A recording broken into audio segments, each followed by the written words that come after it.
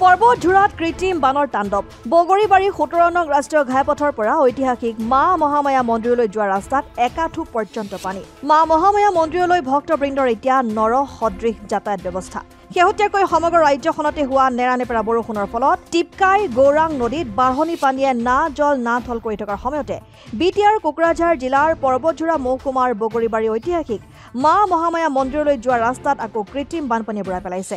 এতিয়া মহামায়া মন্দিৰৰ ভক্তবৃন্দৰ লগতে দুখনকৈ কলেজৰ ছাত্ৰ-ছাত্ৰীৰ যাতায়াতৰ এক প্ৰকাৰ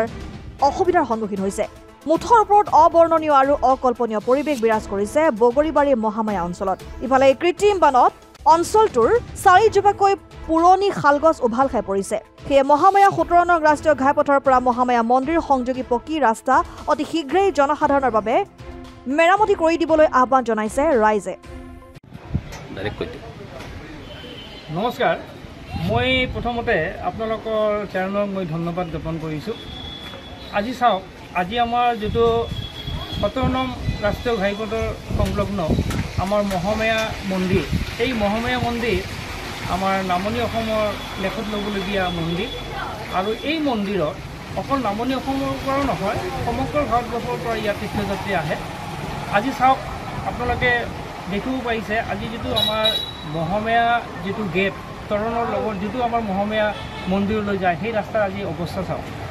আজি কিমান দিনৰ পৰা বৰষুণ পৰিলে আজি এই অৱস্থা হয় আৰু বিশেষকৈ মানে ইয়াত পানীখিনি ওলাই যোৱাৰ নিচিনা কোনো ব্যৱস্থা নাই ইয়াৰ কোনো ড্ৰেইনৰ ব্যৱস্থা নাই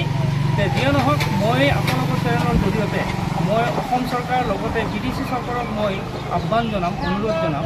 অনতিবিলম্বে ইয়াৰ এটা সুব্যৱস্থা কৰে আৰু এটা উল্লেখযোগ্য কথা আমাৰ এই ওচৰতে আমাৰ দুখনকৈ কলেজ আছে জুনিয়ৰ কলেজ আৰু ডিগ্ৰী কলেজ আছে ইয়াত বহুতো ছাত্ৰ ছাত্ৰী ইয়াত মানে অধ্যয়নৰত আৰু ইয়াতে কলেজত পঢ়িব যায় বিশেষকৈ ছোৱালীবিলাকৰ মানে ছাত্ৰীবিলাকৰ বিশেষ অসুবিধা হয় আৰু ইয়াত ধৰক এইখন মেইন যেটো ৰাস্তা ইয়াত আমাৰ প্ৰশাসনীয় মুৰব্বীসকলেও যোৱা অহা কৰে যিয়ে নহওক মই অনুৰোধ জনাম যে অনতিবিলম্বে ইয়াৰ এটা সুব্যৱস্থা কৰিলে আমাৰ ৰাইজ তথা তীৰ্থযাত্ৰীসকলৰ লগতে আমাৰ ছাত্ৰ ছাত্ৰীসকল উপকৃত হ'ব বুলি মই ভাবোঁ ধন্যবাদ ঠিক আছে